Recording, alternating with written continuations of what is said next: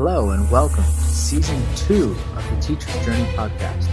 I'm your host, Brian Costello. I'm here to talk with great educators as they share the stories that made them who they are today.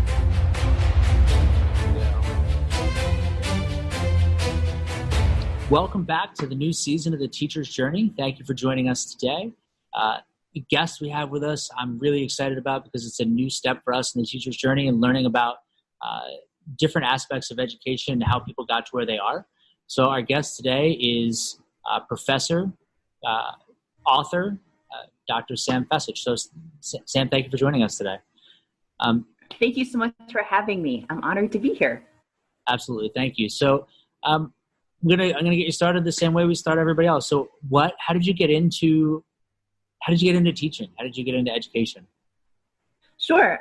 So I began teaching. I was a former special education teacher for about 4 years. And in my class, I taught six to eight students with multiple disabilities. And in that classroom, I found the use for technology to be such a powerful tool for them to be independent as possible. So starting with the smartboard. And at the time, the smartboard was just chilling in the closet. So I was that teacher that pulled out the smartboard and took it to my classroom and tried it out with my students. And we just did cause and effect type activities. I touched the board with my picture and a video comes up that I like. So just doing some simple cause and effect. And I thought to myself, wow, this is really powerful for these students to understand when I touch something, something happens on the screen. So then I started pursuing some more educational technology for all kinds of students, students with disabilities and other students as well. And that's where my love for instructional tech came from. So went back to Penn State and got a master's in special ed and instructional tech. And then was blessed with the opportunity to go get a PhD there as well in learning design and technology. And now I have one of the best jobs in the world. I teach future teachers, pre-service educators, educational technology and special education. And I truly, truly love what I do every day. That's awesome. So we sort of worked through all of your career there. Yeah, in a nutshell. Special ed and just had an interest in how technology could help them out.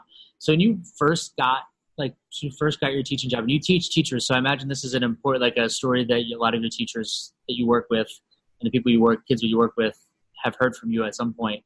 But what was it like when you first walked into your first classroom, first day? Oh my gosh. I know for me, it was I was super excited until the door closed and I was totally terrified. And then I was like, oh yeah, I got to do this now. So what was that feeling like? What was it like for you? Sure. So I think everybody remembers their first day of teaching as an actual teacher in the classroom. You're in charge and you feel all the feels, seriously, all of the feels.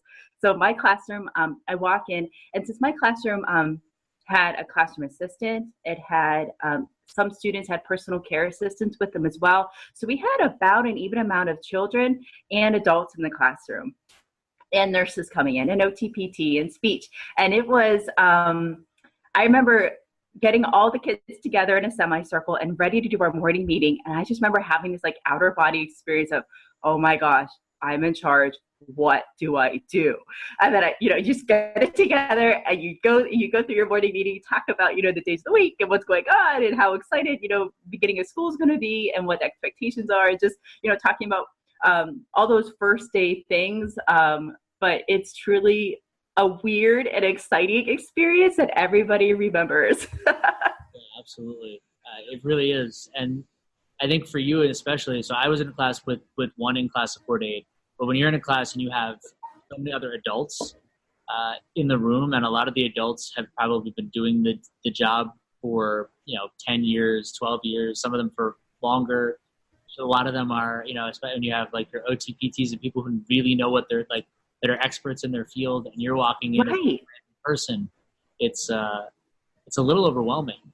It's a little intimidating. Because you're in charge of the space, you're responsible for everything there, including the other adults in the room. So while you assume that other adults can be responsible for themselves, that's a bold assumption sometimes, and you need to be careful with that. Yeah, I was blessed to have a really good team my first year and second, and all the years that I worked there. We had a great team together, and I think that works really well when you have people who have worked together for a while. Because we've had a couple of personal carers who have worked with the student from the time they started the school until they were in middle school age. Whenever I had them, and then just being able to build off each other's energy and ideas. So yeah, I was blessed to have a great team. That's fantastic. So speaking of which, so you're in the classroom, first year or two, you're working there. And there's a lot of adults around you, but especially I imagine with special ed and working with your age group, were there a lot of other teachers around doing what you did? Like, who did you turn to? How did you manage those first year or two where things are moving really, really fast and you're a little bit, like you said, you're feeling all the feels, you're thinking all the things, like there's a million things going through your head and you're just trying to kind of hold it all together and hold it all in place? Sure. So at the school that I worked, we had new teachers were paired with mentor teachers that volunteered their time to work with new educators. And I had a fantastic mentor teacher. Her name was PM, and she worked in a multiple disabilities class right next door, but her students were high school age. And my students were middle school. So being able to work together with her and see, okay, so where are the students at in your class? What types of things should I be working on in my class to help get them to where they're going to be working with you and your staff. And then also working with the teacher who taught students with multiple disabilities at the elementary level, seeing where they were at, seeing what strategies worked well, reaching out to those teachers, saying, you know what, I'm new here. What can you tell me about the student? What has worked? What hasn't worked? Can you tell me some interests and strengths, areas of need, and just focusing on those strengths and interests and bringing them into the classroom and trying to reach those students the best that I could, reaching out to the other professionals around me. And of course, reaching out to the support services, the speech and OTPT, who has worked with these students for a while. So just being okay with asking for help, I think is a big thing. And then going to your mentor teacher. Absolutely. I'd say, and I know for me, and I don't know if this was the case for you as well, but for me, having a number of kids who had speech and OT and a couple of other services outside of the classroom, like will come in, it gave me a reason to go talk to those people and ask them for advice and help, which made it a little easier when I first started to ask for help. I didn't know what to do with speech, I didn't know enough about those things to say I know them. Right. So did you find that was an easier way, like an easy in for you to start asking questions and asking for help with people? Just to, because I know it's a little scary sometimes to ask those questions when you get started. Like, it is. You're afraid. Yeah, as a young educator, I think it's hard to go out of your comfort zone and just ask questions to the people around you. But remembering specifically for working with students with special needs, that everyone on that support team is there to help that student. So remembering that goal and focusing on that hey, we're all here to help Johnny be successful, be as independent as possible. So how can we all come together and help reach that goal together? And that you are a team and you do need to be working collaboratively and together. Sometimes you can offer insights and expertise. Other times you're getting insights and expertise. So just having that flexibility in a conversation. I think you made an important point. I want to just kind of highlight it so people understand it. Even when you're a new teacher, you're bringing things to the table in those conversations. So when you talk to your mentors and you talk to other people around you, you really are bringing something to the table.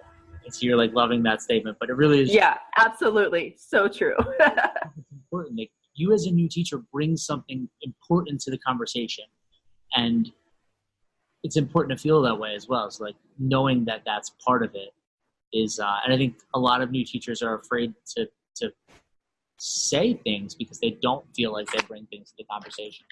They feel like they're the ones who are asking all the questions, but it is important. It is important to know that you bring it. I think that was a great point that whether you that was like the thing that jumped out at me when you were talking there. It was like, awesome. Yeah, everybody is. I was like, absolutely. So you made the decision to step away from the K-12 classroom. Talk about why you made that decision and like kind of and how you went through the process of transitioning to the college level of education. That's a loaded question. Let me think about that. So while I was, go ahead. I said I ask hard questions. Yeah, you do. So while I was working in K-12, I was also doing teacher training half-time, working with teachers and integrating technology into their classrooms and best practices. And for some teachers, I would be there working with their students on a lesson using tech, and others I'd just be kind of hanging out in the background, making sure nothing happened with the technology, just in case.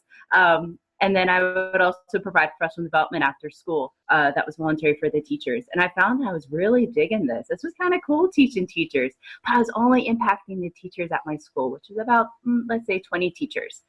So I thought, well, there has to be a better way. And I reached out to some professors at Penn State, where I went to get my master's, and they were like, well, actually, we have a program for a PhD in instructional technology. And I thought, well, if I could do that, then I can impact more teachers and future teachers and get them while they're young, integrating technology in meaningful, insightful ways that can really impact and engage, motivate students. So I go back to, I met the chair of my current department, Connie Nichols, and she had shared whenever I was my first year as professor, she goes, I teach pre-service teachers so I can impact students that I will never see through our pre-service educators and our future teachers. So, oh, I want that. That sounds great. So I think, long story short, so I started working with teachers and training for K-12, and then I was blessed to get a scholarship to go to Penn State and study for my PhD, which was an amazing experience.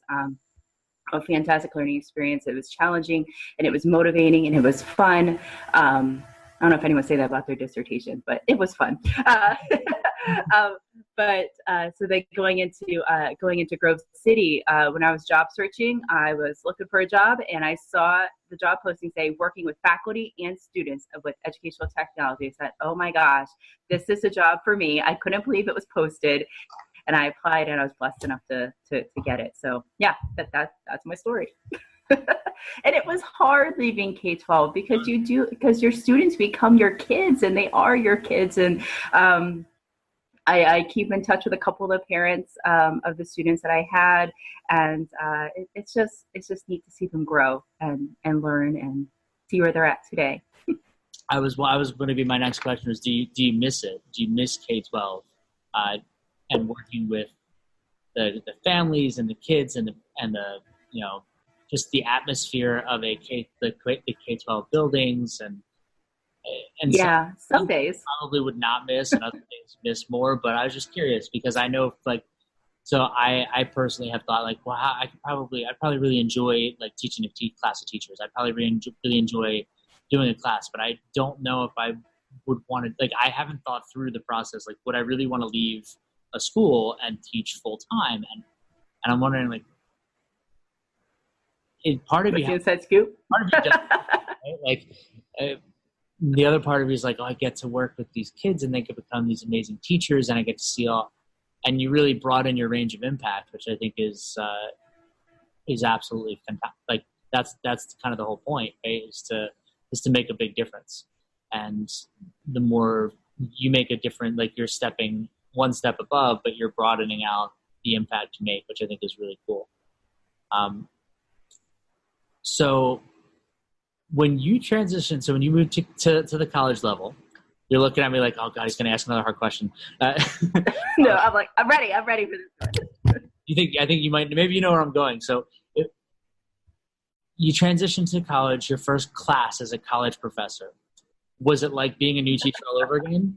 Was it just brand new, so much new, same feeling, all that back over but again? There were a lot more adults in this classroom. Yes.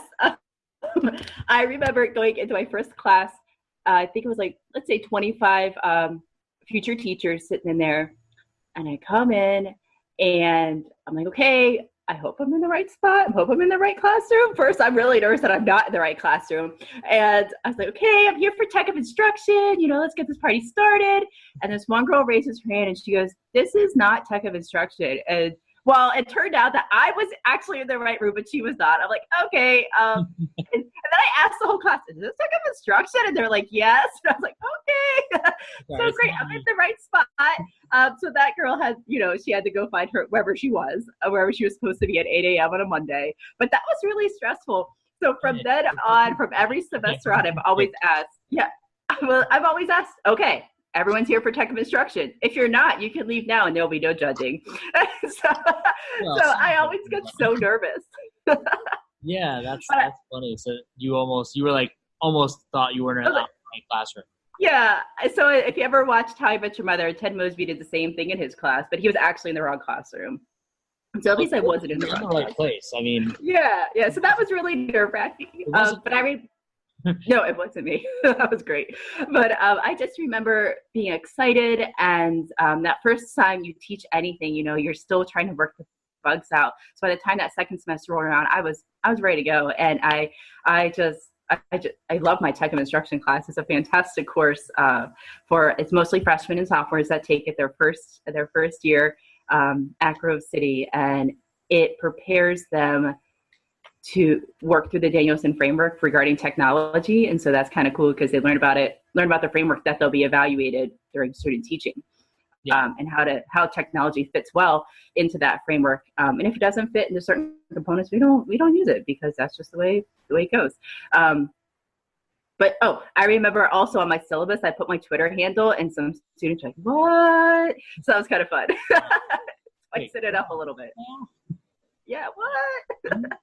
When I tell my kids, I'm like, I post a lot of pictures from the class to our class Instagram account. They're like, what? What? Instagram account for the class. So there's only like 40 people who actually look at it, but it's okay because it's the people who matter. It's the kids that are putting this stuff together. They're the ones that are looking at it. So I'm like, and that's what it's for. I mean, that's what Instagram is mostly. The younger kids are on Instagram. Your students are on Instagram, and they love when they see themselves, pictures of themselves. Like the most likes I get are when I get pictures of them and I put doing whatever they're doing. They're actually in the picture. They love it. So your kids, I imagine your kids are the same way. They love seeing themselves on there. So they're actually working on their professional Twitter, and we're talking about it on tomorrow's class.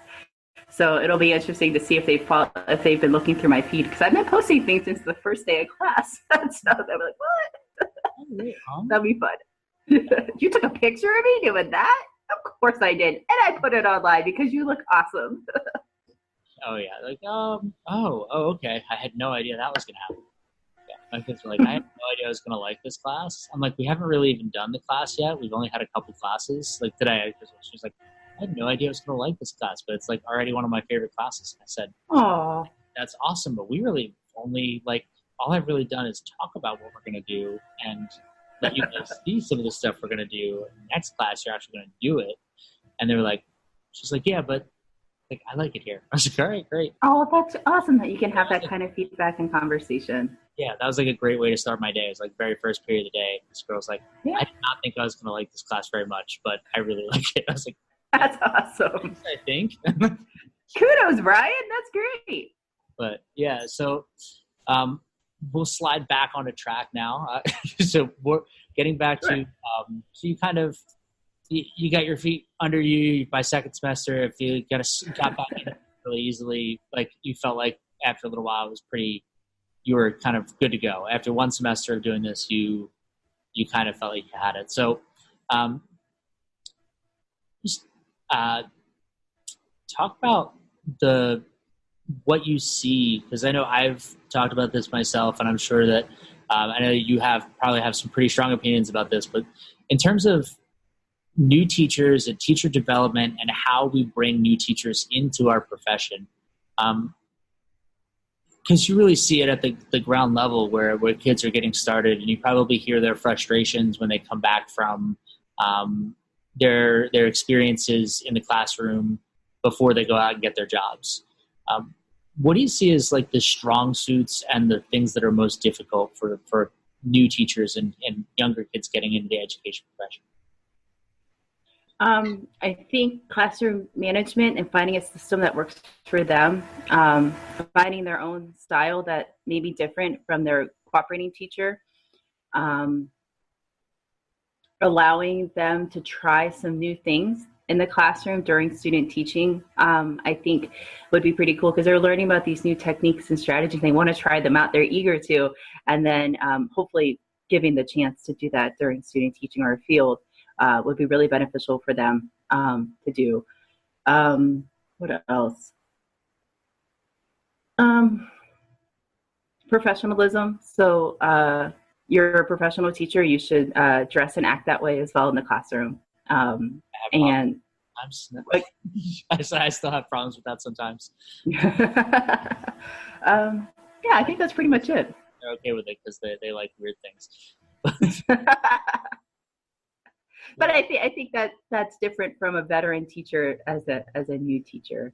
Yeah, I can see where, like, especially as a new teacher, just trying to establish who you are and mm-hmm. where your expectations are, and also that you're not just one of the kids. Right. Especially when you teach older kids, can be a real thing. Right. So dressing your age as a young adult, as a young professional, instead of an 18-year-old. I mean, they're not that different, but they're just enough different that you need to be able to. You don't want people to ask you to go and get in the lunch line and sit down at your table. Yeah. You don't want to be that teacher where the first couple of days that the people in the cafeteria are mistaken for the students. Okay, I will say I'm still mistaken for a student at college whenever I go in my jeans, because I do wear jeans every once in a while. Well, no, probably about twice a week. You gotta be comfortable sometimes, and those are days that I'm not teaching, so I'm okay with that. Yeah, I tend to wear jeans more as often as I'm allowed. Yeah, usually twice, like once or twice a week, depending on the week. And yeah, we like every Friday we have jeans and t-shirt, like school t-shirt day, and I'm like, I will always wear my jeans and school t-shirt because, like, I'm kneeling down on the floor. We're building like things with Legos and Kinects and programming little tiny robot things, and like I am more comfortable in my jeans and t-shirt than I am, in a shirt, tie, and everything else. But right. I totally get that as a new teacher, building the professionalism, learning how to be a professional in general. And I think that dressing the part just helps you with the mentality, so to speak, in that there's something about managing your time as a professional and, learning how to develop the routines that allow you to be successful at getting things done, so that you can also have a life and not spend 96 hours a week in your classroom and all those things. And learning how to manage that is I'm glad I don't have to do it again. I think it's not easy to get started. Right, and managing that work and home balance, it can be very difficult. How do you fit in time for your own care, for yourself? Because you need to take care of you as well, whether that be working out or doing yoga or just like taking a hot bath at the end of the day, just something for your own, just for you, because I think as teachers, it is a 24/7 job, whether you're thinking about your students or grading their work or praying for them or whatever it may be. They're still in your mind, and it is 24/7. I think that's a good thing, but we also need to be able to make room for our family and ourselves too during our days. Yeah, I think that's really important as well. So you have this incredible ability to impact a whole bunch of teachers, to impact a whole bunch of kids. And one of the things we mentioned earlier is about broadening your impact. And so I see what you've done lately as an opportunity to really broaden your impact. So Sam is the author of a new book for pre-service teachers called Edumagic. And talk about your decision to, like, where did it come from? How did you come to the idea that you were going to write this book? What was the inspiration, and what was it like to go through the process? Sure. So oftentimes I'll take pre-service teachers to conferences, at camps, workshops, all that jazz. And if they're first timers going to a conference or workshop, like I have nothing to share. Nobody cares what I have to say. I am just a pre-service teacher. And I'm like, you are never just a pre-service teacher. You are a future educator, and you are going to impact lives. And let's get that mindset going now. So I was hearing like their strategies, their ideas, their techniques, things that they've done during their college experience that has really made them become cream of the crop and all-stars. I wanted to share that, and I wanted to shine a light on their stories. And I was just blessed to be a very, very small part of some of their stories. And I just wanted to share what pre-service teachers are doing in their college courses and student teaching and fields and observations, and how they're taking advantage of their college career to really propel them to be educators of excellence whenever they get that first teaching job. So they can hit the ground running, and they can just keep moving forward and breaking down walls and pushing down barriers and just being amazing educators for students. I love that. And one of the things I really love about that is I think that pre-service teachers have gotten a little bit of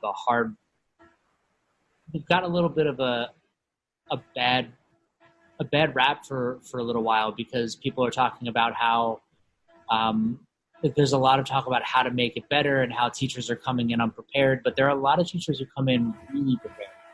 Right. So, and it's not everybody, but there's a lot of young teachers who come in and you're like, wow, I am so impressed with, like I had an observing teacher a couple years ago. I got goosebumps, by the way. Yeah. I had an observing teacher a couple years ago, and she had to teach a couple lessons. I let her teach something every day. She came in, but and we talked about it every day. But I was just so impressed with how prepared she was to get started. Now, she made mistakes. She had a couple times that the train went off the tracks, but overall, she was incredibly well prepared, way better prepared than I was walking into a classroom for the first time. And I just think to myself that there are more of these kids out there than the ones who aren't well prepared. And I love that you're taking some time to tell those stories and to talk about how those kids can be well prepared, and how those are really great things going on in pre-service teacher education. So you could just tell people a little bit about what they can expect from the book and I would say that while the book is for pre-service teachers, there's a lot of good things in there for everybody. So overall, I mean, the idea is that pre-service teachers are going to love this. It's going to be great for them. They're going to see something they can be doing well. But I think there's also a lot of good in there for other people to read, other teachers as well. So what can people expect from the book?